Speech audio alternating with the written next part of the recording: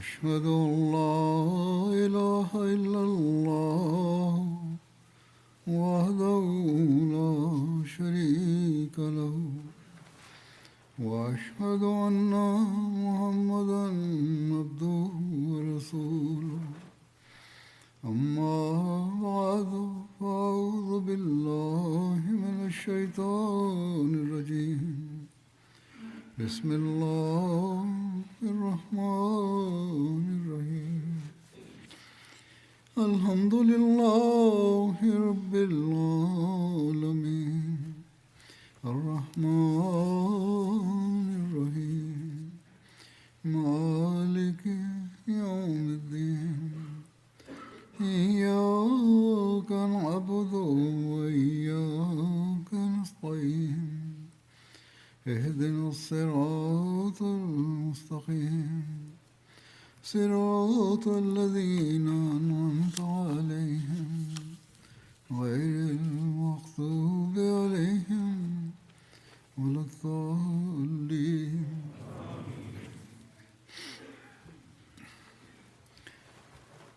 गुज़श्ता खुतबे में पाण सॻोरन सल्लल्लाहु अलैहि वसल्लम जी उसवा अल्लाह ताला जी मोहबत जे हवाले सां कुझु बयानु थियो हो।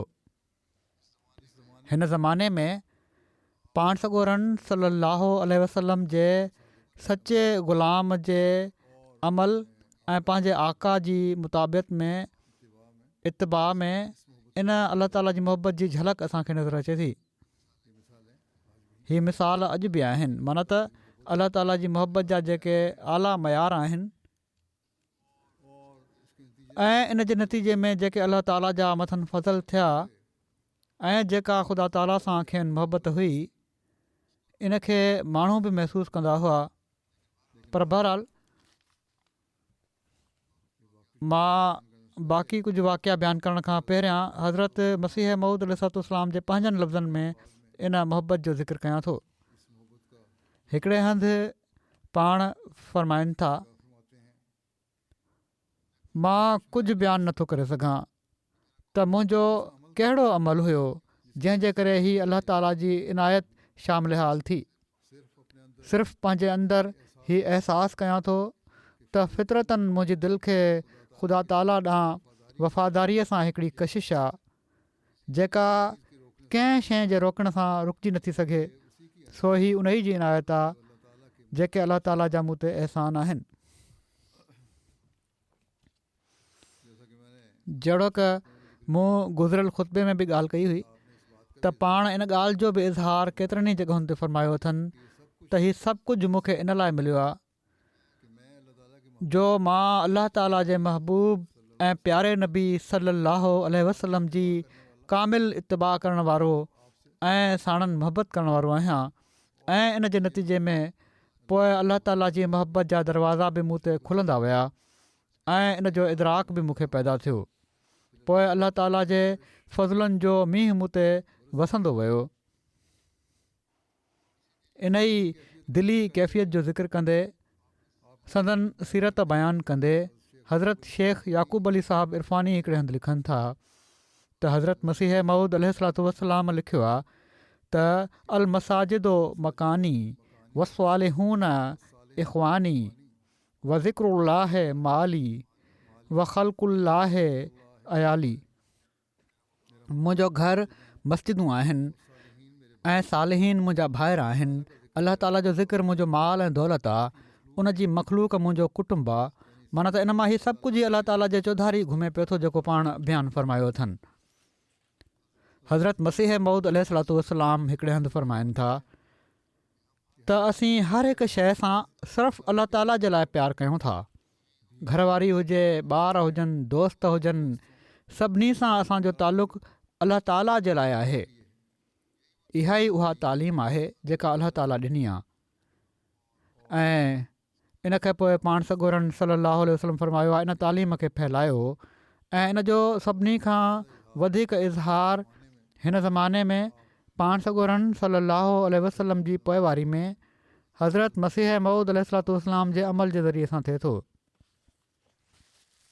हज़रत अक़दस मसीह मऊद अलैहिस्सलातु वस्सलाम हिकिड़े हंधि फ़रमाइनि था, सादिक़ त इब्तिलाउनि जे वक़्त में बि साबित क़दम रहंदा आहिनि ऐं हू ॼाणंदा आहिनि त आख़िर ख़ुदा असांजो ई हामी थींदो ऐं हीउ आजिज़ जेतोणीकि अहिड़े कामिल दोस्तनि जे वजूद सां ख़ुदा ताला जो शुकुरु करे थो, पर बावजूदु इन जे हीउ बि ईमान आहे त जेतोणीकि हिकिड़ो माण्हू बि साण न रहे ऐं सभई छॾे छॾे पंहिंजी पंहिंजी वाट वठनि, तॾहिं बि मूंखे को ख़ौफ़ कोन्हे।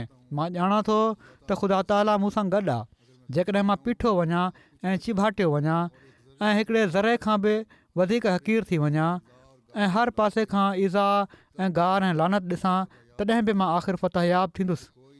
मूंखे को नथो ॼाणे, पर उहो जेको मूंसां गॾु आहे, मां हरगिज़ ज़ाया नथो थी सघां। दुश्मननि जूं कोशिशूं फज़ूल आहिनि ऐं हासिदनि जा मनसूबा लाहासिल आहिनि। ए नादानो ऐं अंधो, मूंखां पहिरियां कहिड़ो सादिक़ ज़ाया थियो आहे जो मां ज़ाया थी वेंदुसि? कहिड़े सचे वफ़ादार खे ख़ुदा ज़िलत सां हलाकु करे छॾियो आहे जो मूंखे हलाकु कंदो? यकीननि यादि रखो ऐं कन खोले ॿुधो त मुंहिंजो रूह हलाकु थियण वारो रूह नाहे ऐं मुंहिंजी फितरत में नाकामी जो ख़मीर नाहे। मूंखे उहा हिमत ऐं सिदक बख़्शियो वियो आहे जंहिंजे अॻियां जबल का शइ न आहिनि। मां कंहिंजी परवाह नथो रखां। मां अकेलो हुउसि ऐं अकेलो रहण ते नाराज़ न हुउसि। छा ख़ुदा मूंखे छॾे ॾींदो? कॾहिं बि न छॾींदो। छा हू मूंखे ज़ाया करे छॾींदो? कॾहिं बि ज़ाया न कंदो। दुश्मन ज़लील थींदा ऐं हासिद शर्मसार, ऐं ख़ुदा पंहिंजे बाने खे हर मैदान में फ़तह ॾींदो। मां उन सां गॾु, हू मूंसां गॾु आहे। का शइ असांजो पेमन तोड़े नथी सघे। मूंखे उन जी इज़त ऐं जलाल जो कसम आहे त मूंखे दुनिया ऐं आख़िरत में इन खां वधीक का बि शइ प्यारी न आहे। उन खां वधीक का शइ बि प्यारी न आहे त उन जे दीन जी अज़मत ज़ाहिर थिए, उन जो जलाल चमके ऐं उन जो घाट ऊचो थिए। कंहिं इब्तिला खां उन जे फज़ुल सां मूंखे ख़ौफ़ न आहे। जेतोणीकि हिकिड़ो इब्तिला न आहे, किरोड़े इब्तिला हुजनि। इब्तिलाउनि जे मैदान में ऐं ॾुखनि जे झंग में मूंखे ताक़त ॾिनी वई आहे।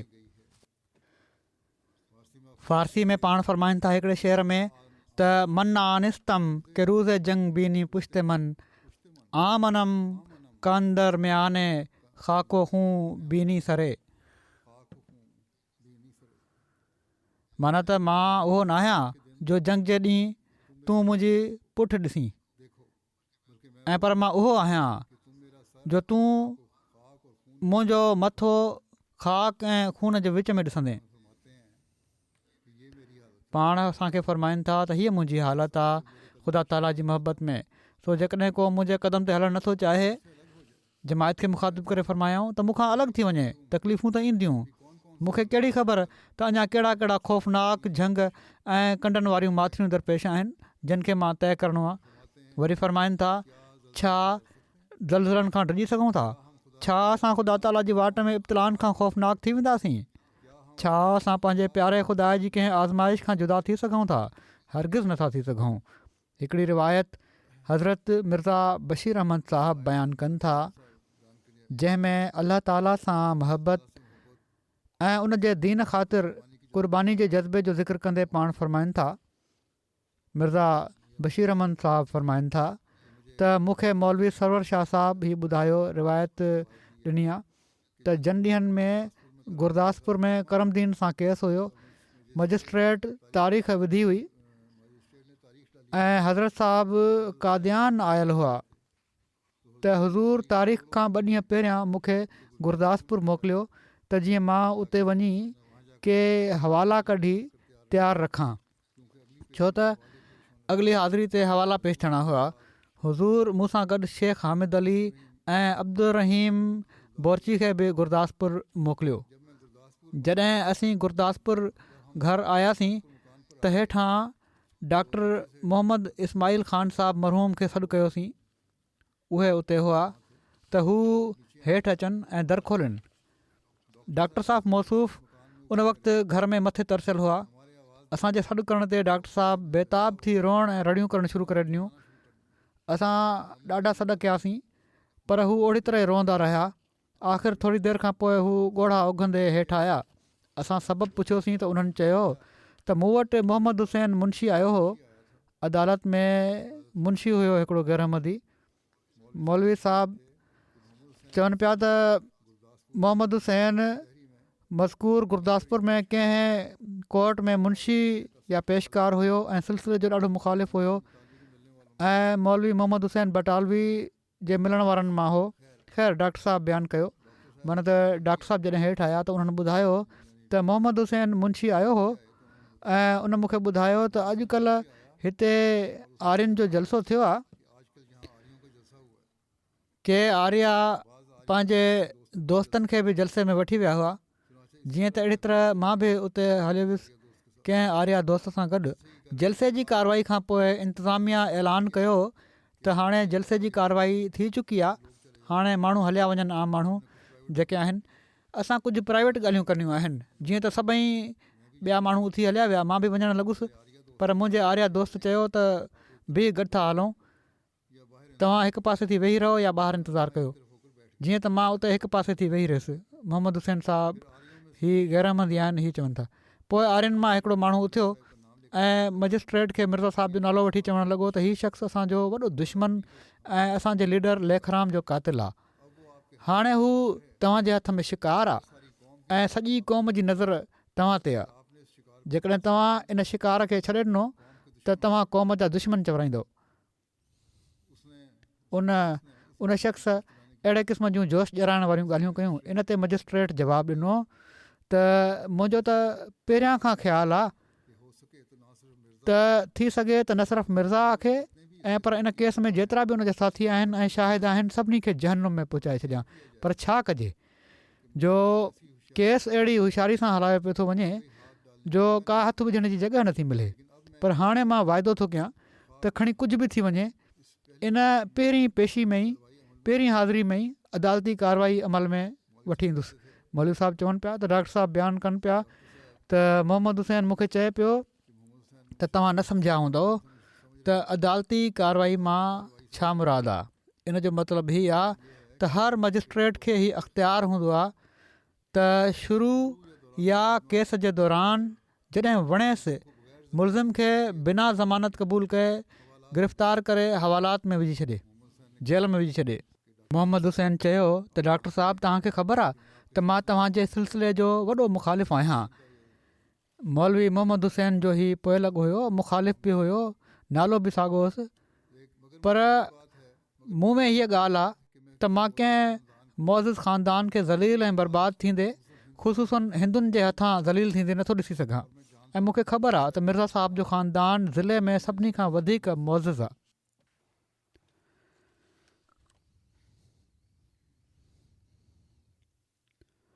सो मां तव्हांखे हीअ ख़बर पहुचाए छॾी आहे त तव्हां इन जो को इंतज़ामु करे वठो। मुंहिंजे ख़्याल में उन पोइ पंहिंजो ख़्यालु बि ज़ाहिर कयो आहे त ॿ तजवीज़ूं आहिनि। हिकिड़ी त हीअ त चीफ कोर्ट में हितां केस तब्दील कराइण जी कोशिशि कई वञे। हाई कोर्ट खे चीफ कोर्ट चवंदा हुआ उन ज़माने में। ऐं ॿियो ही तोड़े कीअं बि थिए मिर्ज़ा साहब आईंदा हाज़िरी ते अदालत में हाज़िर न थियनि ऐं डॉक्टरी सर्टिफिकेट पेश करे छॾनि। मौलवी साहब बयानु कयो त डॉक्टर साहब हीउ वाक़ियो ॿुधायो त असां सभई बि ॾाढो डिॼी वियासीं ऐं फ़ैसिलो कयोसीं त हिन महिल ई कादियान को माण्हू रवानो कयो वञे जेको हज़रत साहब खे हीउ वाक़िया ॿुधाए छॾे। राति थी चुकी हुई, असां टांगो ॻोल्हियोसीं, सुवारी ॻोल्हीसीं टांगे जी या घोड़े जी, ऐं तोड़े केतिरा ई टांगा मौजूदु हुआ, पर मुखालफ़त जो एॾो जोश हुयो जो को टांगो न पियो मिले, का सुवारी न पई मिले। कंहिं बि हाव न कई, सभई इनकार पिया कनि। असां चवण ते किरायो ॾियण लाइ चयोसीं, पर को बि टांगे वारो राज़ी न थियो। आख़िर असां शेख हामिद अली ऐं अब्दुर्रहीम बोरची ऐं हिकिड़े टे शख़्स खे पंधु कादियान रवानो कयोसीं। हू सुबुह जी निमाज़ महल कादियान पहुता ऐं हज़रत साहब वटि मुख़्तसर अर्ज़ु कयाऊं त हुज़ूर बेपरवाही सां फ़रमायो त ख़ैर असां बटाला हलूं था। ख़्वाजा साहब ऐं मौलवी मोहम्मद अली साहब लाहौर मां वापसि ईंदे असांखे उते मिली वठंदा। हज़रत मसीह मौद अली सलाम फ़रमायो उन्हनि खे। हू लाहौर मां उते अची रहिया आहिनि। ख़्वाजा साहब मौलवी मोहम्मद अली साहब उते ई मुलाक़ात थींदी। असां उन्हनि सां ॻाल्हि कंदासीं। हीअ सॼी ॻाल्हि जेका ॿुधायो पिया उते ख़बर पइजी वेंदी त केस तब्दील करण जी कोशिशि जो छा बणियो। मजिस्ट्रेट जी जानिबदारी खे ताणे असांजे वकीलनि पहिरियां ई कंहिं ॿी अदालत में केस शिफ्ट करण जी चीफ कोर्ट में दरख़्वास्त ॾेई छॾी हुई। जीअं त उन ई ॾींहुं हज़ूर बटाला अची विया, गाॾी में मौलवी मोहम्मद अली साहब ऐं ख़्वाजा साहब बि मिली विया। उन्हनि ख़बर ॾिनी त केस तब्दील करण जी कोशिशि कामयाबु नाहे थी। चीफ कोर्ट में केस ट्रांसफ़र करण जी कामयाबी न थी जेका दरख़्वास्त ॾिनी हुई। पोइ हज़रत साहब गुरदासपुर हलिया आया ऐं रस्ते में ख़्वाजा साहब ऐं मौलवी साहब खे इन वाक़े जो को इतला न ॾिनऊं, का ॻाल्हि पाण न कयऊं इन बारे में त उहा ख़बर कहिड़ी पहुती आहे। जॾहिं पाण गुरदासपुर घर पहुता जिथे तरसणो हुयो त आदत मुताबिक़ अलॻि कमरे में खट ते हलिया विया, वञी लेटी पिया हज़रत मसीह मौद अलैहिस्सलाम। पर उन वक़्तु चवनि था मौलवी साहब त असांजे जिस्म जा वार उभा हुआ त हाणे छा थींदो। मजिस्ट्रेट ॾाढो पको वाइदो कयो आहे। हज़ूर थोरी देरि खां पोइ चवनि था त मूंखे घुरायो मौलवी साहब खे। चवनि था मां वियुसि त उन वक़्तु हज़रत साहब पंहिंजा ॿिन्ही हथनि जा चंबा मिलाए पंहिंजे कंध हेठां ॾिना हुआ, सिधा लेटा पिया हुआ। मुंहिंजे वञण ते पासीरा थी ठूठ भर पंहिंजी तरी ते मथे जी टेक ॾेई लेटी पिया ऐं मूंखे फ़रमायाऊं त मां तव्हांखे इन लाइ सॾियो आहे जो उहो सॼो वाक़ियो ॿुधां त छा आहे। उन वक़्तु कमरे में ॿियो को माण्हू कोन हुयो, सिर्फ़ु दर ते मियाँ शादी ख़ान बीठा हुआ। मां सॼो वाक़ियो ॿुधायो त कहिड़ी तरह असां हिते अची डॉक्टर इस्माइल ख़ान साहब खे रोअंदे ॾिठोसीं। पोइ कहिड़ी तरह डॉक्टर साहब मुंशी मोहम्मद हुसैन जे अचण जो वाक़ियो ॿुधायो। पोइ मोहम्मद हुसैन कहिड़ो वाक़ियो ॿुधायो। हज़ूर ख़ामोशी सां ॿुधंदा रहिया। जॾहिं मां शिकार जे लफ़्ज़ ते पहुतुसि, माना त उन चयो न त शिकार मुंहिंजे हथ में आहे, त यकदमि हज़रत साहब उथी वेही रहिया। हज़ूर जूं अखियूं चिमकी पियूं ऐं मुंहुं ॻाढ़ो थी वियो ऐं पाण फ़रमायाऊं मां इन जो शिकार आहियां। मां शिकार न आहियां, मां शींहं आहियां ऐं शींहं बि ख़ुदा जो शींहं। हू भला ख़ुदा जे शींहं ते हथु विझी सघे थो, ईअं करे त ॾिसे। हीअ लफ़्ज़ चवंदे हज़ूर जो आवाज़ु एॾो ॾाढियां थी वियो जो कमरे खां ॿाहिरि बि सभई माण्हू छिरकी विया ऐं हैरत सां मुतवजे थी विया, पर कमरे जे अंदरि को बि न आयो। हज़ूर केतिरा ई भेरा ख़ुदा जे शींहं जा लफ़्ज़ वरजाया ऐं उन वक़्तु संदन अखियूं जेके हमेशह झुकियल ऐं अधु बंदि रहंदियूं हुयूं, वाक़ई शींहं जी अखियुनि वांगुरु खुली शोले वांगुरु चिमकनि पियूं ऐं मुंहुं एतिरो ॻाढ़ो हुयो जो ॾिसी न पियो सघिजे। पोइ पाण फ़रमायाऊं मां छा कयां। ॻाल्हि करण खां पोइ पाण फ़रमायाऊं त मां छा कयां। मां त ख़ुदा जे साम्हूं पेश कयो आहे त मां तुंहिंजे दीन ख़ातिर पंहिंजे हथनि ऐं पेरनि में लोह पाइण लाइ तयारु आहियां। माना त हथकड़ियूं मूंखे लॻी वञनि त को फ़र्क़ु नथो पए, ज़ंजीर पाइण लाइ तयारु आहियां, कुझु न आहे थींदो ऐं पर मूंखे फ़र्क़ु नथो पए इन सां। पर हू चए थो, माना त अलाह ताला चए थो त न, मां तोखे ज़िलत खां बचाईंदुसि ऐं इज़त सां आज़ादु कंदुसि। पोइ पाण अलाह ताला जी मोहबत ते तक़रीर फ़रमाई ऐं तक़रीबन अधु कलाक ताईं जोश सां ॻाल्हाईंदा रहिया अलाह ताला जी मोहबत में। अलाह ताला सां इश्क़ ऐं मोहबत में क़ुर्बानी जो हिकिड़ो अजीब तसवुरु आहे। खेनि केॾो भरोसो हुयो अलाह ताला जी ज़ात ते ऐं हीउ भरोसो हुअणु अलाह ताला जी मोहबत जो नतीजो हुयो ऐं हीउ यकीन हुयो त छो त मां अलाह ताला सां मोहबत कयां थो ऐं उन ख़ातिर हर क़ुर्बानी जे लाइ तयारु आहियां, तंहिं करे अलाह ताला मूंखे ज़ाया न कंदो। अहिड़े क़िस्म जो हिकिड़ो ॿियो वाक़ियो आहे। हिकु भेरो जॾहिं सुपरिटेंडेंट पुलिस कैप्टन लिमार चंद लेखराम जे क़त्ल जे शुबे में पंहिंजे सिपाहियुनि जे लाइ लश्कर समेत ओचितो कादियान आयो ऐं हज़रत मीर नासिर नवाब साहब खे इन जो इतलाउ थियो त हू सख़्तु घबराहट जी हालत में हज़रत मसीह मऊद अलैहिस्सलाम वटि विया ऐं रोअण हार के आवाज़ में मस अर्ज़ु कयाऊं त सुपरिटेंडेंट पुलिस गिरफ़्तारी जा वारंट खयूं, हथकड़ियूं खयूं अचे पियो थो। हज़रत अक़दस उन वक़्तु पंहिंजो किताब नूरुल क़ुरान तसनीफ़ फ़रमाए रहिया हुआ। मथे ॾिसी इत्मिनान सां पाण फ़रमायाऊं मुरकंदे त मीर साहब, माण्हू ख़ुशियुनि में सोन चांदी जा कंगण पाईंदा आहिनि त असां सम्झंदासीं त असां वाट ख़ुदा जी लोहा कंगण पाए वरिता। पोइ थोरे डर खां पोइ फ़रमायाऊं पर ईअं न थींदो, छो त ख़ुदा ताला जी पंहिंजी गवर्नमेंट जूं मसलियतूं हूंदियूं आहिनि। हू पंहिंजे ख़लीफ़नि ऐं मामूरनि जी अहिड़ी ख़ुआरी नाहे कंदो जीअं त ईअं ई थियो ऐं उन्हनि खे कामयाबी न थी। अहिड़ी तरह हिकिड़ी रिवायत मौलवी अब्दुल करीम साहब सियालकोटी तहरीर कई आहे। चवनि था त हिकु दफ़ो पाण जालंधर में फ़रमायाऊं इब्तिला महल असांखे खुटको पंहिंजी जमायत जी किन ज़ईफ़ दिलनि जो थींदो आहे। ज़ईफ़ दिलि माण्हू जमायत जा उन्हनि जो फ़िक्रु थींदो आहे मूंखे। माना त इब्तिला त ईंदा आहिनि, केस बि थींदा आहिनि, मुखालफ़तूं बि थींदियूं हुयूं संदन बि ऐं संदन जमायत जे माण्हुनि जूं बि। त अहिड़े वक़्त में पाण फ़रमायूं त असांखे खुटको पंहिंजी जमायत जी किन ज़ईफ़ दिलनि जो थींदो आहे, किन कमज़ोर ईमान वारनि जो थींदो आहे। पोइ फ़रमायाऊं मुंहिंजो त हीअ हाल आहे त जेकॾहिं मूंखे साफ़ आवाज़ु अचे त तूं मख़ज़ूल आहीं ऐं तुंहिंजी का मुराद असां पूरी न कंदासीं, त मूंखे ख़ुदा ताला जो कसम आहे त हिन अलाह ताला जे इश्क़ ऐं मुहबत ऐं दीन जी ख़िदमत में का घटिताई न थींदी। तॾहिं बि मां अलाह खे न छॾींदुसि, मुहबत न घटिजंदी।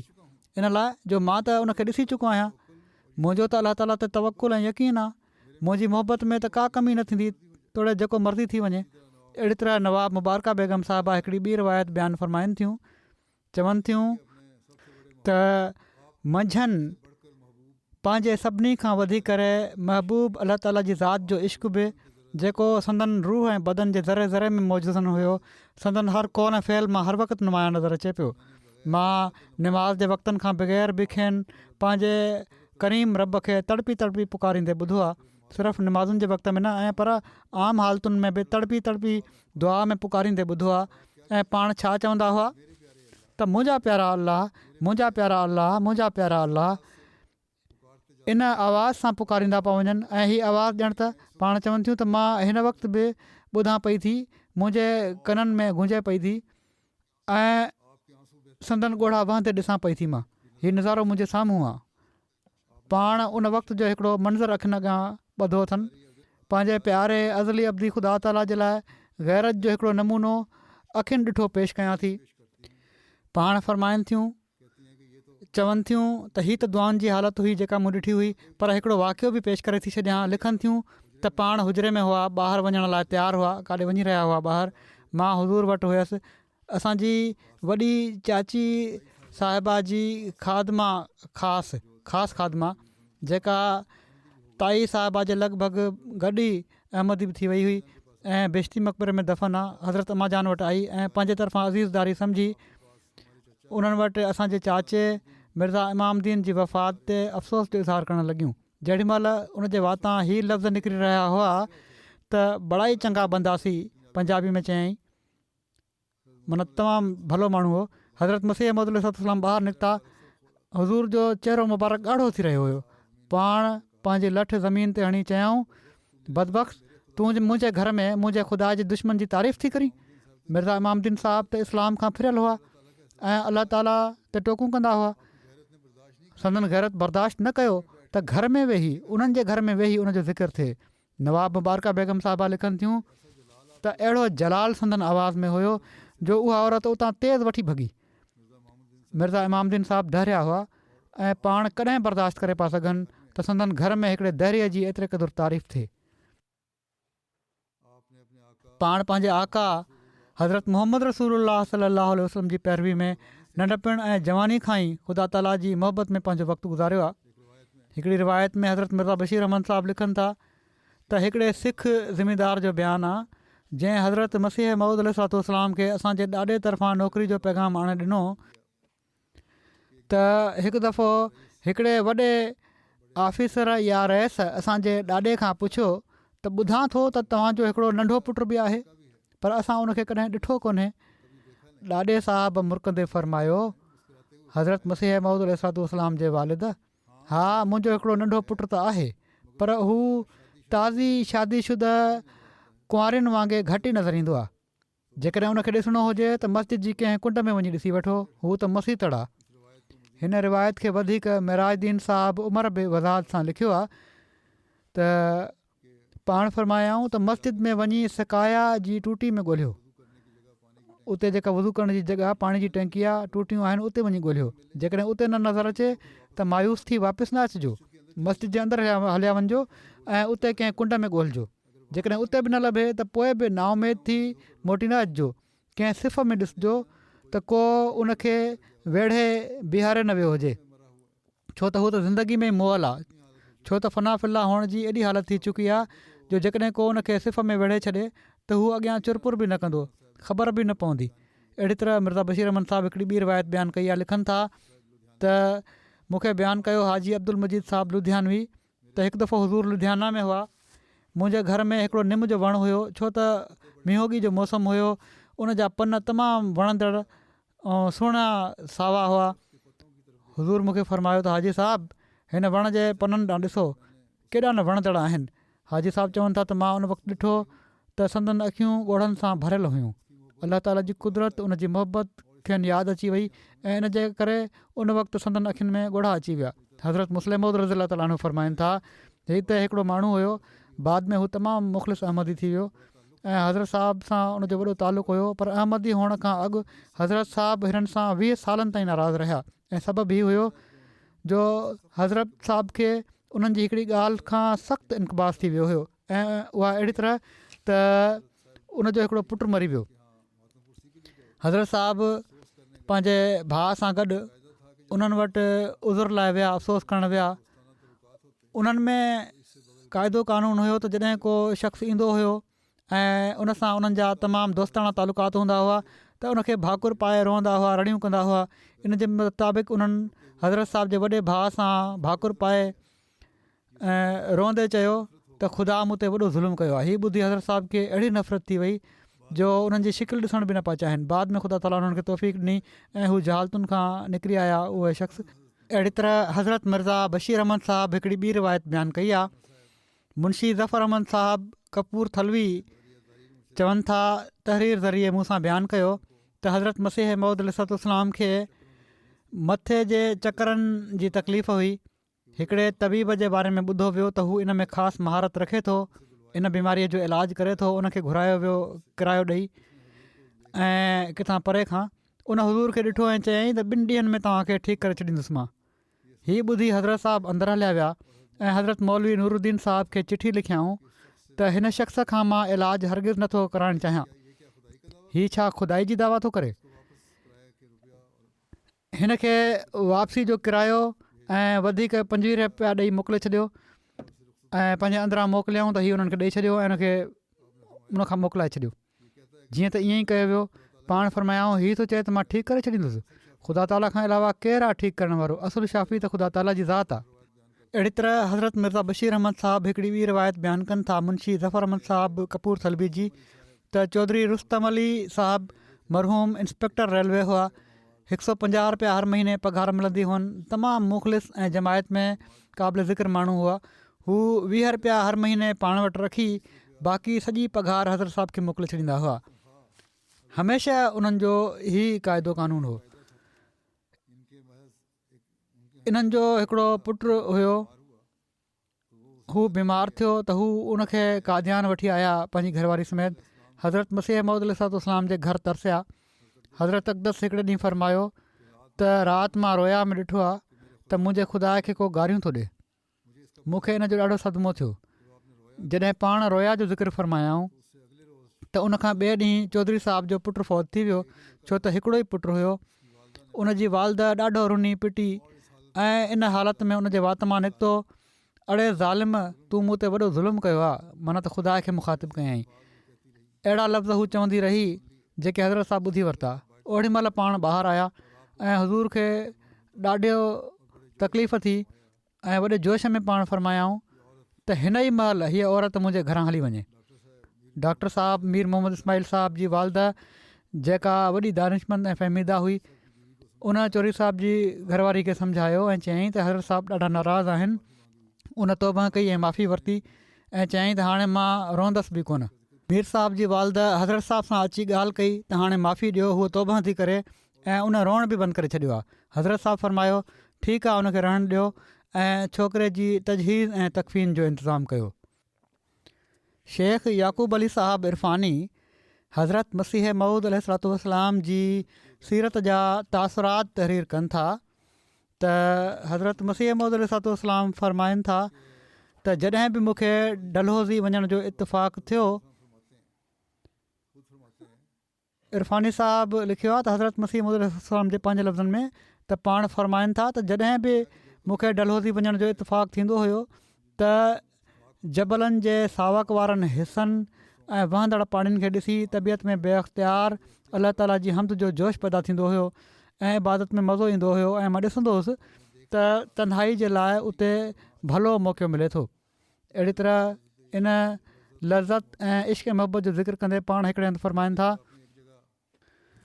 हिकिड़ी लज़ीज़ अलाह ताला जी मोहबत जेका वसाल जी लज़त सां पालियल आहे उन्हनि जी दिलनि में रखी वेंदी आहे। जेकॾहिं उन्हनि जे वजूदनि खे माना त अलाह ताला सां मोहबत करण वारनि खे जेकॾहिं उन्हनि जे वजूदनि खे मुसीबतुनि जे उखरनि में पीठो वञे ऐं सख़्तु इश्कंजनि में विझी निपूड़ियो वञे त उन्हनि जो अर्क़ु सवाइ अलाह ताला जी मोहबत जे ॿियो कुझु न आहे। माना त अहिड़ी मोहबत हूंदी आहे अलाह ताला सां मोहबत करण वारनि जी दिलनि में जो तोड़े उन्हनि खे उखरनि में पीओ,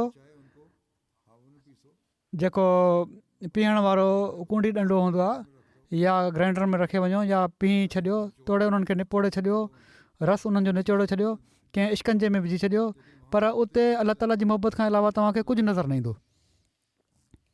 हिकिड़ी ॿी रिवायत हज़रत मिर्ज़ा बशीर अहमद साहब बयानु कई आहे मलक मौला बख़्श साहब खां त साहिबज़ादा मिर्ज़ा मुबारक अहमद साहब मरहूम जॾहिं बीमार हुआ त उन्हनि जे बारे में हज़रत मसीह मौद अलैहिस्सलाम जी तशवीश ऐं फ़िक्र जो इल्मु थींदो रहंदो हुयो। जॾहिं साहिबज़ादा साहब फ़ौत थी विया त सरदार फज़ल हक़ साहब ऐं डॉक्टर इबादुल्ला साहब मरहूम ऐं बानो माना त हू ख़ुदि उज़र ते कादियान आया, पर जॾहिं हज़ूर मस्जिद में आया त हज़ूर पहिरियां वांगुरु ऐं पर वधीक ख़ुशि हुआ, नज़र अची रहिया हुआ उन्हनि खे ख़ुशि। साहिबज़ादा साहब मरहूम जी वफ़ात जो ज़िक्र आयो त हज़ूर फ़रमायो त मुबारक अहमद फ़ौत थी वियो आहे, मुंहिंजे मौला जी ॻाल्हि पूरी थी आहे। उन पहिरियां ई ॿुधाए छॾियो हुयो त हीउ छोकिरो या त जल्दी फ़ौत थी वेंदो या ॾाढो बाख़ुदा हूंदो, सो अलाह उनखे घुराए वरितो। हिकिड़ो मुबारक अहमद छा जेकॾहिं हज़ारे पुट हुजनि ऐं हज़ारे ई फ़ौत थी वञनि पर मुंहिंजो मौला ख़ुशि हुजे, उन जी ॻाल्हि पूरी थिए, मुंहिंजी ख़ुशी इन ई में आहे। हीअ हालत ॾिसी चवनि था असां अफ़सोस करणु विया हुआसीं, असां मां कंहिंखे अफ़सोस जे इज़हार जी ज़रूरत न थी। हज़रत नवाब मुबारका बेगम साहिबा लिखनि थियूं अलाह ताला जी पाक ज़ात सां संदन इश्क सादिक हर वक़्तु नज़र अचे पियो। मां हिकु भेरो खेनि दुआ कंदे ऐं रोंदे ॾिठो, वॾे दर्द सां पंहिंजे मौला पंहिंजे महबूब खे पुकारे रहिया हुआ ऐं बार बार मुंहिंजा प्यारा अलाह, मुंहिंजा प्यारा अलाह संदन ज़बान ते जारी थिए पियो। हीउ मुंहिंजो पाण खे ॾिठल आहे, पाण रसूलुल्लाह सल्लल्लाहु अलैहि वसल्लम जा आशिक़ हुआ पंहिंजे रब आला जा। संदन चहिरे ते उन इश्क जो नूर हुयो, संदन ज़बान ते उहो ई नूर जारी हुयो, संदन ज़बान मां उन ई नूर जा चश्मा जारी हुआ, पर अखियुनि जा अंधा न ॾिसी सघिया। लुधियाना जा मारूफ़ सूफ़ी बुज़ुर्ग हज़रत मुंशी अहमद जान साहब हज ते वञणु लॻा त हज़रत अक़दस मसीह मऊद अलैहिस्सलाम उन्हनि खे हज ते वञण खां अॻु हिकिड़ो ख़तु लिखियो। उन में लिखनि था त हिन आजिज़ बेकार जी हिकिड़ी आजिज़ाणी दरख़्वास्त यादि रखो त जॾहिं तव्हांखे बैतुल्लाह जी ज़ियारत अलाह ताला जे फज़ुल सां मुयसरु थिए त इन मुक़ाम महमूद मुबारक में हिन आहकर इबादुल्ला तरफ़ां हिननि लफ़्ज़नि सां मस्कनत ऐं ग़ुरबत सां भंवर दिलि खणी गुज़ारिश कयो त अरहमुर्राहिमीन हिकिड़ो तुंहिंजो बानो आजिज़ ऐं बेकार ॾोहनि सां भरियल ऐं नालाइक़ ग़ुलाम अहमद जेको तुंहिंजी ज़मीन हिंद मुल्क में आहे, उनजो हीअ अर्ज़ु आहे त ए अरहमुर्राहिमीन तूं मूं ते राज़ी थी ऐं मुंहिंजे ॾोहनि ऐं गुनाहनि खे बख़्श जो तूं गफ़ूर रहीम आहीं, ऐं मूंखां उहो कराए जेको तूं घणो राज़ी थी वञी, जो तूं ॾाढो राज़ी थी वञी मूं में ऐं मुंहिंजे नफ़्स में ओभर ऐं ओलह जी ॾूरी विझ, ऐं मुंहिंजी ज़िंदगी ऐं मुंहिंजो मौत ऐं मुंहिंजी हर हिकु क़ुवत जेका मूंखे हासिलु आहे पंहिंजी वाट में कर, ऐं पंहिंजी मोहबत में मूंखे ज़िंदा रख, ऐं पंहिंजी मोहबत में मूंखे मार, ऐं पंहिंजे ई कामिल मुहिबनि में उथार। ए अरहमुर्राहिमीन जंहिं कम जी इशाद लाइ तूं मूंखे मामूर कयो आहे ऐं जंहिं ख़िदमत जे लाइ तूं मुंहिंजी दिलि में जोश विधो आहे, उनखे पंहिंजे फज़ुल सां अंजाम ताईं पहुचाए, ऐं आजिज़ जे हथां हुजत इस्लाम मुखालफ़नि ते ऐं उन्हनि सभिनी ते जेके इस्लाम जी ख़ूबियुनि खां बेख़बर आहिनि पूरी कर, ऐं हिन आजिज़ ऐं मुख़लिसनि ऐं हम मशरबनि खे मग़फ़िरत ऐं महिरबानी जी हिमायत में रखी दीन दुनिया में उन्हनि जो मुतकफ़िल थी वञ ऐं सभिनी खे पंहिंजी दारुल रज़ा में पहुचाए, ऐं उनजे आल ऐं असहाब ते वधि में वधि दरूद ऐं सलाम ऐं बरकतूं नाज़िल कर।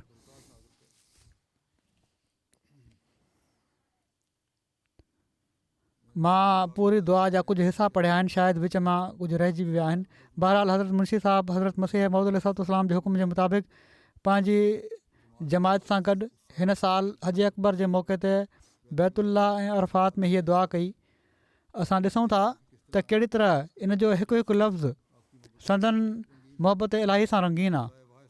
हिकु ख़ुदा सां मोहबत जो इज़हार थिए थो ऐं संदन ख़ुदा सां इश्क़ लफ़्ज़नि जे हर हिसे मां निकिरंदे नज़र अचे थो।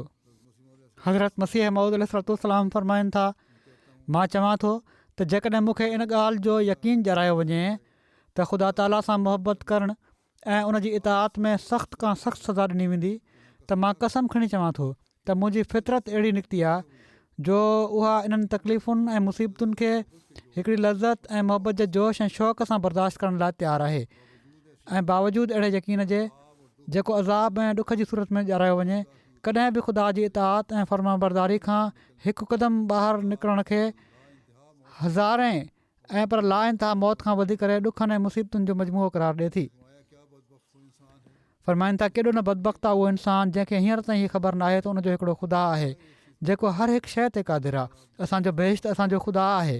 असां जूं आला लज़तूं असांजे ख़ुदा में आहिनि, छो त असां उनखे ॾिठोसीं ऐं हर हिकु ख़ूबसूरती उन में ॾिठीसीं। हीअ दौलत वठण लाइक़ु आहे जेतोणीकि जान ॾियण सां मिले, ऐं हीअ लाल ख़रीद करण जे लाइक़ु आहे जेतोणीकि समूरो वजूद विञाइण सां हासिलु थिए। ऐं महरूमो, हिन चश्मे ॾांहुं डोड़ो जो हू तव्हांखे सैराब कंदो। हीअ ज़िंदगी जो चश्मो आहे जेको तव्हांखे बचाईंदो। मां छा कयां ऐं कहिड़ी तरह इहा ख़ुशख़बरी दिलनि में विहारे छॾियां। कहिड़े दोल सां मां बाज़ारुनि में पढ़ो ॾियां त तव्हांजो हीअ ख़ुदा आहे, त जीअं माण्हू ॿुधी वठनि, ऐं कहिड़ी दवा सां मां इलाजु कयां त जीअं ॿुधण जे लाइ माण्हुनि जा कन खुलनि। जेकॾहिं तव्हां ख़ुदा जा थी वेंदव त यकीननि सम्झो त ख़ुदा तव्हांजो ई आहे। तव्हां सुता पिया हूंदव ऐं ख़ुदा ताला तव्हांजे लाइ जाॻंदो। तव्हां दुश्मन खां गाफ़िल हूंदव ऐं ख़ुदा उनखे ॾिसंदो ऐं उन जे मनसूबे खे टोड़ींदो।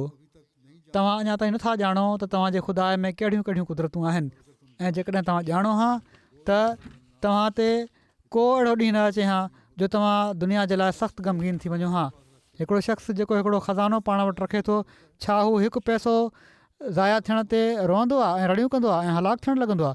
पोइ जेकॾहिं तव्हांखे हिन ख़ज़ाने जी ख़बर हुजे हा त ख़ुदा तव्हांजो हर हिकु ज़रूरत महल कमु अचण वारो आहे, त तव्हां दुनिया जे लाइ अहिड़ा क़ाबू खां ॿाहिरि छो थियो हा?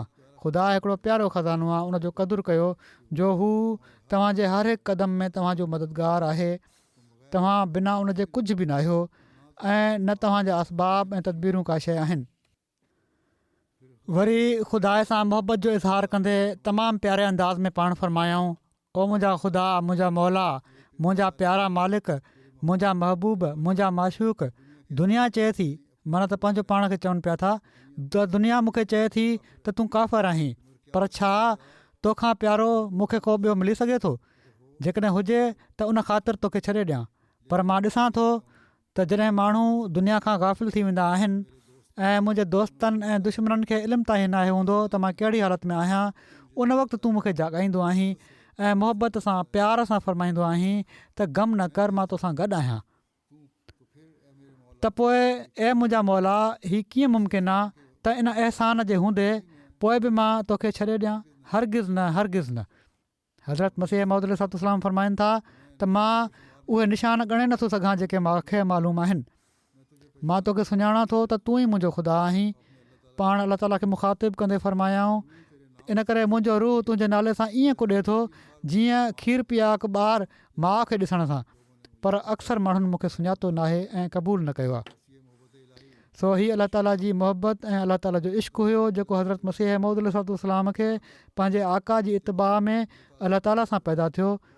ऐं उन जी तलक़ीन पाण जमायत खे बि फ़रमायाऊं। पाण फ़रमायाऊं त हर क़ुर्बानी जे लाइ तयारु रहो। जॾहिं तव्हां अलाह ताला ख़ातिर क़ुर्बानी कंदव, उन सां मुहबत जो इज़हार कंदव, उन जो हक़ अदा कंदव, त पोइ अलाह ताला बि तव्हां सां अहिड़ी मुहबत कंदो जो हर दुश्मन खां तव्हांखे बचाईंदो, हर तकलीफ़ खां तव्हांखे बचाईंदो। ऐं उन जी रज़ा ख़ातिर तव्हां जेको बि कमु कंदव, इन ते अलाह ताला तव्हांखे तमामु घणो नवाज़ींदो, हिन दुनिया में बि ऐं अॻिले जहान में बि। अलाह ताला असांखे अहिड़ो महबूब अलाह ताला जो बणाए, मुहबत करण वारो बणाए। कल्ह खां नओं साल शुरू थी चुको आहे। माण्हुनि खे ख़बर आहे, हिक ॿिए खे मुबारकूं बि ॾियनि पिया था, दुआ कयो हीउ साल असांजे लाइ तमामु घणियुनि बरकतुनि जो साल थिए। अलाह ताला मुखालिफ़नि ऐं दुश्मननि जा मनसूबा ख़ाक में मिलाए छॾे ऐं जमायत खे तरक़ियुनि सां पहिरियां खां वधी करे नवाज़े। असीं जेके ॿाहिरिनि मुल्कनि में आहियूं, ख़ासि तौर ते आज़ादु मुल्कनि में आज़ादु आहियूं ऐं नए साल जूं ख़ुशियूं मल्हायूं पिया था, ऐं पर पाकिस्तान वग़ैरह में बि माण्हू मल्हाइनि पिया था। अहिड़े वक़्त में असीर भाइरनि खे बि दुआउनि में यादि रखो। पाकिस्तान जी जेलुनि में जहिड़ो की कुझु ॾींहं पहिरियां मूं ॿुधायो हुयो, मुबारक सानी साहिबु उन्हनि खे उमिरि क़ैद जी सज़ा ॾिनी वई आहे ऐं ॿिया असीर आहिनि क़ैदोबंद जी हालत में आहिनि। इन हाल में बि हू नए साल में अलाह ताला जो शुक्र कंदे दाख़िल थी रहिया आहिनि। को शिकवो उन्हनि खे कोन्हे। अलाह ताला जी रज़ा ख़ातिर उन्हनि लोह जा कड़ा पाता आहिनि। अलाह ताला उन्हनि जी आज़ादी जा जल्द सामान पैदा फ़रमाए। असांखे बि ऐं हिननि असीरनि ऐं ॾुखियाई में गिरफ़्तार सभिनी अहमदनि खे अलाह ताला जी मोहबत जो इदराक पहिरियां खां वधी करे हासिलु थिए। ॾुखियाईनि जे करे असांजी अलाह ताला सां मोहबत में कमी हुअण जे बदिरां पहिरियां खां वधीक वाधारो थिए। हिन में मज़लूमनि जे लाइ बि दुआ कयो, अलाह ताला दुनिया जे सभिनी मज़लूमनि खे ज़ालिमनि जे चंबे खां छॾाए ऐं दुनिया में अमुन क़ाइमु थिए। नमाज़ खां पोइ मां जनाज़ो ग़ाइब बि पढ़ाईंदुसि। पहिरियों ज़िक्र आहे, 3 ग़ाइब जनाज़ा आहिनि। रेहाना बासमा साहिबा आहिनि जेके सैयद अहमद साहिब नासिर जूं घरवारियूं हुयूं। 90 सालनि जी उमिरि में कुझु ॾींहं पहिरियां फ़ौत थी वियूं। इन्ना लिल्लाहि व इन्ना इलैहि राजिऊन। अलाह ताला जे फज़ल सां मूसिया हुयूं। हज़रत मसीह मौद अलैहिस्सलाम जी पड़पोटी, हज़रत मिर्ज़ा सुल्तान अहमद साहिब रज़ियल्लाहु तआला अन्हु जी पोटी ऐं हज़रत मिर्ज़ा अज़ीज़ अहमद साहिब रज़ियल्लाहु तआला अन्हु जी धीउ ऐं हज़रत मीर मोहम्मद इसहाक़ साहिब रज़ियल्लाहु तआला अन्हु जी ॾोहिटी हुई। शादी खां पोइ ही ईस्ट अफ्रीका में पंहिंजे घरवारे सां गॾु हलियूं हुयूं। केनिया में क़याम हुयो ऐं उते बि उन्हनि लजना जा कम कया, ख़िदमत कई ऐं काफ़ी तनज़ीमी सतह ते ख़िदमत कंदियूं रहियूं। हिननि जा 2 पुट वाक़फ़ ज़िंदगी आहिनि। सैयद ताहिर अहमद एडिशनल नाज़िर शाहत आहिनि अंजुमन अहमदिया रबुआ में, ऐं सैयद मुदसिर अहमद हीअ बि वाक़फ़ ज़िंदगी आहिनि, निज़ामत जाइदाद में कमु कनि पिया था। अहिड़ी तरह हिननि जा 3 पुट आहिनि। हिकिड़ा अनीस अहमद आहिनि। हिननि जी धीउ सुल्ताना डॉक्टर मिर्ज़ा सुल्तान अहमद जूं घरवारियूं आहिनि। अहिड़ी तरह फरहाना आहिनि, मिर्ज़ा कलीम अहमद साहिब जूं घरवारियूं आहिनि। साहिबज़ादा मिर्ज़ा वसीम अहमद साहिब जूं नुंहुं आहिनि। हिननि जा पुट सैयद ताहिर अहमद बयानु कनि था त क़ुर शरीफ़ सां वॾी मोहबत ऐं लॻाउ हुयो ऐं क़ुर शरीफ़ जी बाक़ाइदा तिलावत कंदियूं हुयूं ऐं घणी तिलावत कंदियूं हुयूं। ख़िलाफ़त सां तमामु घणी मोहबत ऐं अक़ीदत जो तालुक़ु हुयो। हीअ ॻाल्हियूं हिननि जे सभिनी ॿारनि लिखियूं आहिनि। इहे ॻाल्हियूं हिननि पंहिंजे ॿारनि में पैदा कयूं आहिनि। हिननि जा पुट अनीस अहमद लिखनि था त हर कंहिं जी ख़ुशी गमी में ज़रूरु शरीक थींदियूं हुयूं ऐं असांखे ख़ासि तौर ते चंदो ॾियण जी तलक़ीन कंदियूं हुयूं ऐं पुछंदियूं हुयूं त ॾिनो आहे या न। अहिड़ी तरह नफ़ली रोज़नि ॾांहुं बि तवजो ॾियाराईंदियूं हुयूं। हिननि जी धीउ फरहाना फ़ौज़िया चवनि थियूं त मां नंढपण खां ई पंहिंजी वालदा खे तहजुद जो पाबंद ॾिठो आहे। नमाज़ुनि जी पाण बि पाबंद हुयूं ऐं ॿारनि खे बि टाइम ते पढ़ण जी तलक़ीन कंदियूं हुयूं। क़ुर शरीफ़ पढ़ण जे करे चवनि थियूं त मुंहिंजी उम्मी खे डिघियूं डिघियूं सूरतूं ज़बानी यादि हुयूं ऐं असांखे चवंदियूं हुयूं त क़ुर शरीफ़ जी तिलावत ॾाढियां आवाज़ में कंदा कयो ऐं क़ुर शरीफ़ खे बार बार पढ़ण जे करे, इन जो गहरो मुतालियो करण जे करे उन्हनि में हीअ ख़ुशूसियत पैदा थी वई हुई। चवनि थियूं त असां परे वेठे तिलावत में का ग़लती कंदा हुआसीं त जेकॾहिं तिलावत ॿुधी रहियूं हुयूं त ग़लती कढी छॾींदियूं हुयूं। अहिड़ी तरह महिमान नवाज़ तमामु घणो हुयूं। गुज़िरियल पहिरियां हाणे त ख़ैर ॾाढियूं सहूलियतूं आहिनि। कॾहिं कॾहिं पहिरियां सहूलियतूं न हुयूं। सियारे में गरम पाणी गीज़र ज़रिए या बॉइलर ज़रिए त न मिलंदो हुयो त पाण गरम करिणो पवंदो हुयो सुबुह जो उथी, पर महिमाननि जे लाइ वज़ू करण जे लाइ गरम पाणी मुहैया कंदियूं हुयूं। हज़रत ख़लीफ़तुल मसीह राबे जी हिननि जे घरवारे सैयद अहमद साहिब सां, जेके हज़रत मीर डॉक्टर मोहम्मद इस्माइल साहिब जा पुट हुआ, दोस्ती बि हुई। उन्हनि जे घर कॾहिं सफ़र ते वेंदा हुआ त उते तरसंदा हुआ त उन्हनि पाण बि ॿुधायो ख़लीफ़ुल मसीह राबे त सुबुह सुबुह उथी त मुंहिंजे लाइ गरम पाणी वुज़ू जे लाइ रखी छॾींदियूं हुयूं गुसलखाने में। हिकिड़े ॾींहुं मूं इरादो कयो त पाण जल्दी उथंदुसि ऐं पाण पाणी गरम कंदुसि, इन खे तकलीफ़ न थिए। पर चवनि था त मां पंहिंजे तरफ़ां ॾाढो जल्दी उथियुसि, पर इन खां पहिरियां ई मूं ॾिठो त उते गरम पाणी पियो हुयो। हिननि खे माली ॾुखियायूं बि ॾाढियूं पेश आयूं, पर सलीक़े सां उन्हनि पंहिंजे घर खे संभालियो।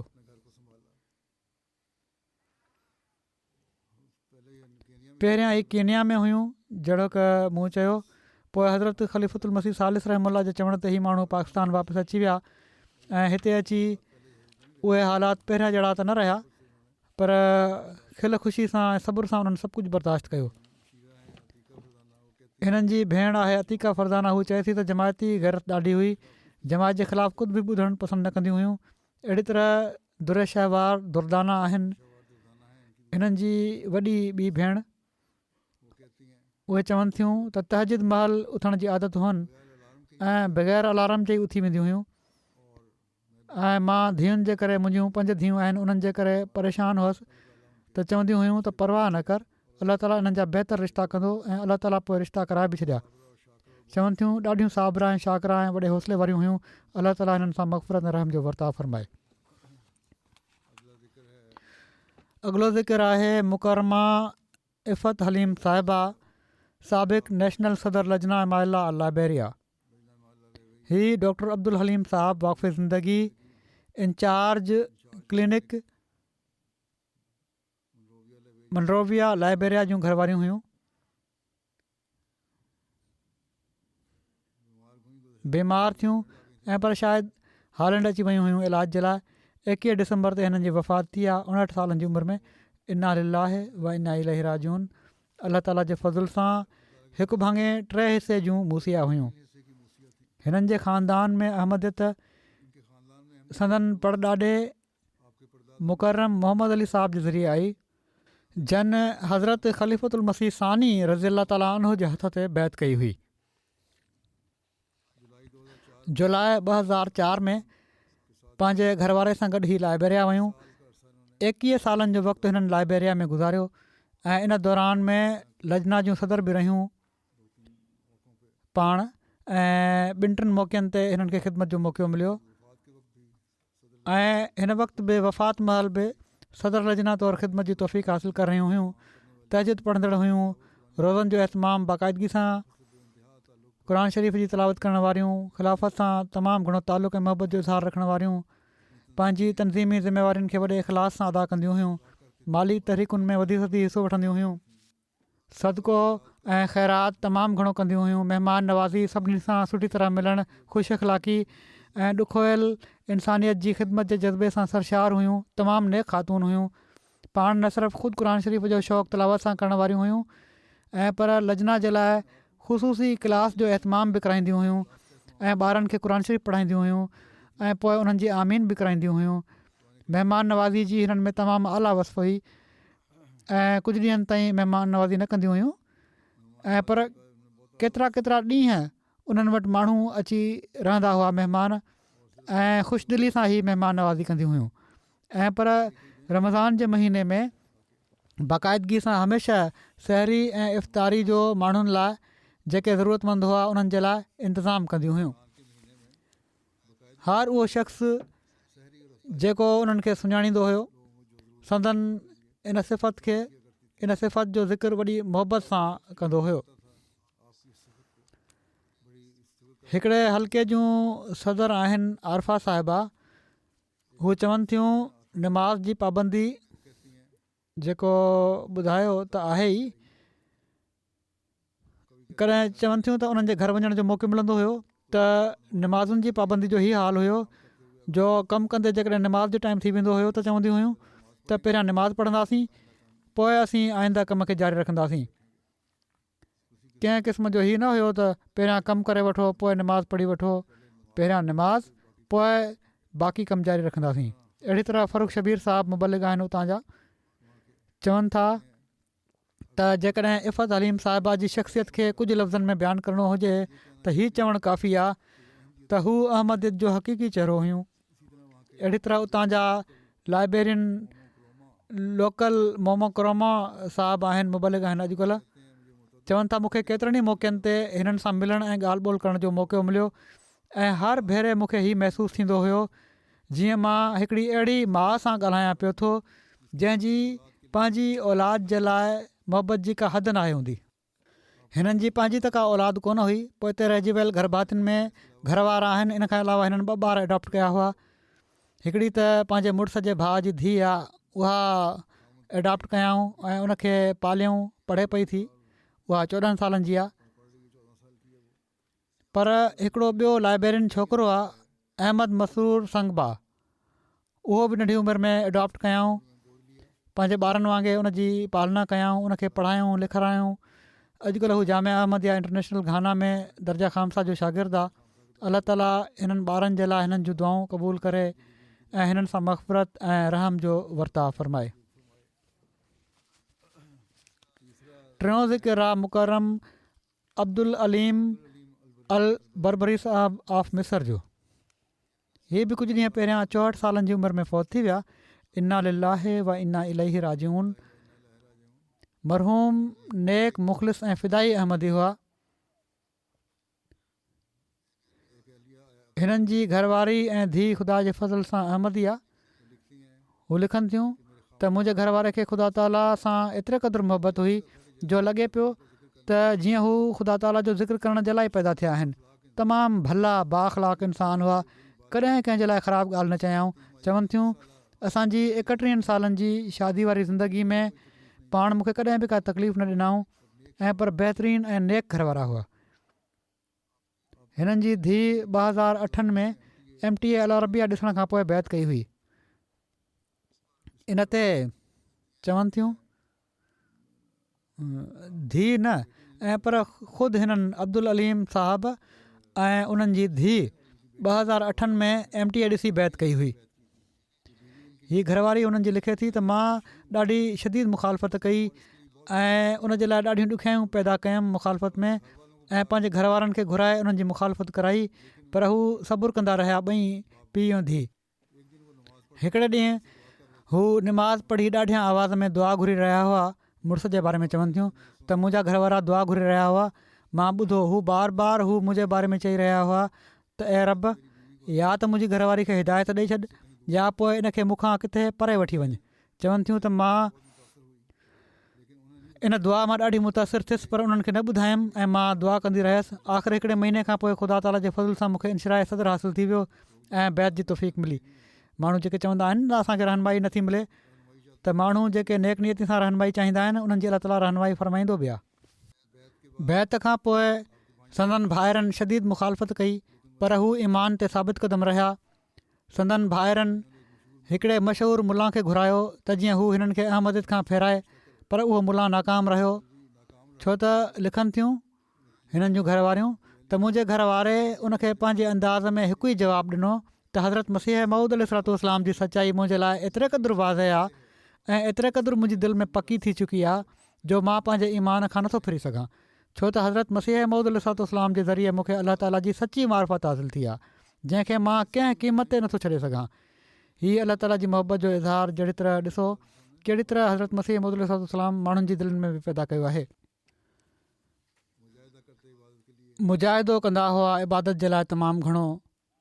चवनि थियूं त 11 साल बीमारी जूं तकलीफ़ूं बर्दाश्त कयाऊं, पर हमेशह साबिर ऐं राज़ी बररज़ा रहिया। हमेशह चवंदा हुआ त जेको अलाह ताला सां मिलण खे पसंदि कंदो आहे, अलाह ताला बि उन सां मिलणु पसंदि कंदो आहे ऐं मौत जे आख़िरी ॾींहंनि में बि अलाह अलाह जा लफ़्ज़ उन्हनि जे वाता निकिरंदा हुआ। सदर साहब जमायत मिस्र चवनि था त मां इन्हनि में हमेशह जमायत ऐं ख़िलाफ़त सां मुहबत जो हिकिड़ो ओचितो इज़हार ॾिठो आहे। किन माण्हुनि उन्हनि खे फितने में विझण जी कोशिशि कई, पर हू बैत जे अहद ते मज़बूती ऐं वफ़ा सां क़ाइमु रहिया।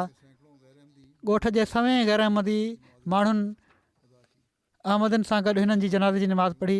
हिननि जो पुटु गैर अहमदी आहे, पर उनखे हीअ नसीहत करे विया हुआ त मुंहिंजो जनाज़ो अहमदी पढ़ाईंदा। जीअं त सदर साहब जनाज़े जी निमाज़ पढ़ाई गैर अहमदनि जी मस्जिद में वञी ऐं गैर अहमदी उन में शामिलु थिया।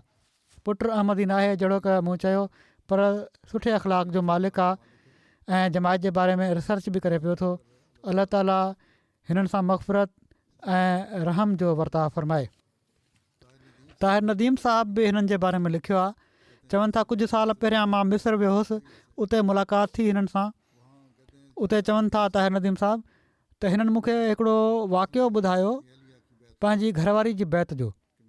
चवनि था मुंहिंजो ईमान त हज़रत मसीह मऊद अलैहिस्सलाम ते शुरू खां ई पको हुयो, पर अलाह ताला मुंहिंजी दुआ क़बूल फ़रमाए मुंहिंजी घरवारी जी बैत जे ज़रिए मुंहिंजे ईमान खे वधीक पुख़्तो करे छॾियो।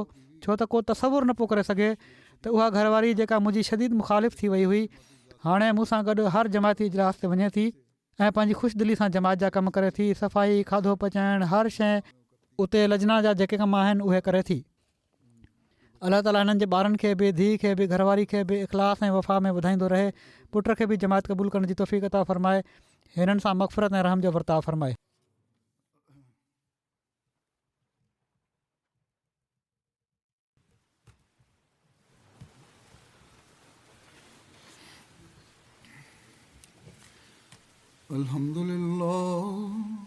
अल्हम्दुलिल्लाह नहमदुहु व नस्तईनुहु व नस्तग़फिरुहु व नुमिनु बिही व नतवक्कलु अलैहि व नऊज़ु बिल्लाहि मिन शुरूरि अनफुसिना व मिन सय्यिआति अअमालिना मन यहदिहिल्लाहु फला मुदिल्ल लहु ومن يضلل فلا هادي له ونشهد أن لا إله إلا الله ونشهد أن محمدا عبده ورسوله عباد الله رحمكم الله إن الله يأمر بالعدل والإحسان وإيتاء ذي القربى وينهى عن الفحشاء